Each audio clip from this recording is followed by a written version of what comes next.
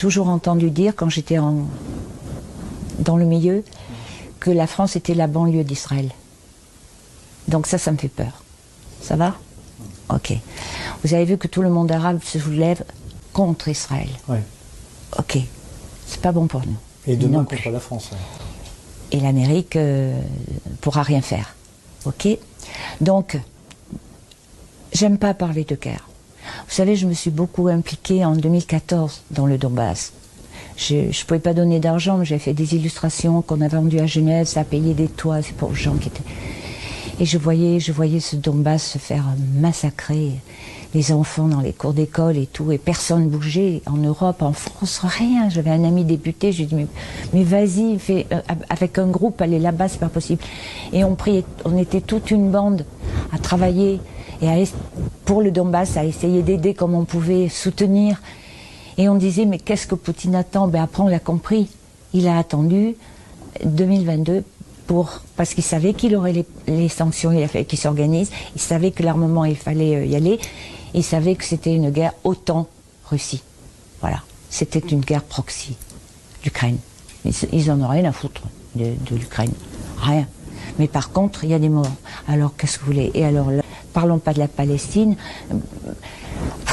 Juste comme je parlais à ma voisine. C'est un joli foutoir en tout cas. C'est la Palestine, moi ça fait des années que j'entends, et puis on a dû m'en parler beaucoup aussi, que la Palestine avait un grand pays et que petit à petit elle s'est retrouvée dans une bande de 45 km sur 10, avec des grilles, une prison à ciel ouvert. Écoutez, vous trouvez ça normal? Franchement, on trouve ça normal. Moi, je comprends qu'ils se battent. Alors, je ne veux pas parler du Hamas, de tout ça. Je ne veux pas me mêler de ça. Et puis, je ne suis pas équipée. Je ne suis pas géopoliticienne. Mais tout ce que je souhaite, c'est que la Palestine retrouve terre. Voilà. Et la bête, vous savez, on le dit depuis longtemps, la bête, vous savez, quand vous attaquez une bête féroce, elle ne se laisse pas tuer comme ça. Et là, elle fait des dégâts. Et je pense que nous devons tous être très costauds et solides. Ça sera le dernier grand coup. Mais ça va être très dur. Mais la bête est en train de mourir. C'est la bête de l'événement dont parlait Macron. C'est la bête de l'événement dont parlait Macron. Ce sont les satanistes. Je vais le dire, sionistes, satanistes. C'est pas les musulmans, c'est pas les vrais juifs, sémites. C'est une autre catégorie de juifs. Et ceux-là, ils ont foutu le monde à l'envers. Il faut arrêter tout ça. Il faut arrêter. Il faut que ça s'arrête.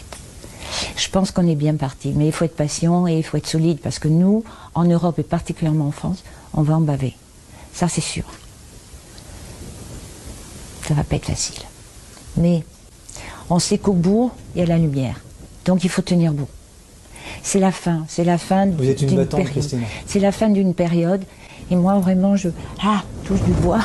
Je veux vraiment avoir la fin, parce que moi, ça fait 30 ans que je me bats sur tous les fronts, et que j'ai le cœur serré, que j'ai envie de voir quelque chose, un peu de lumière, quoi.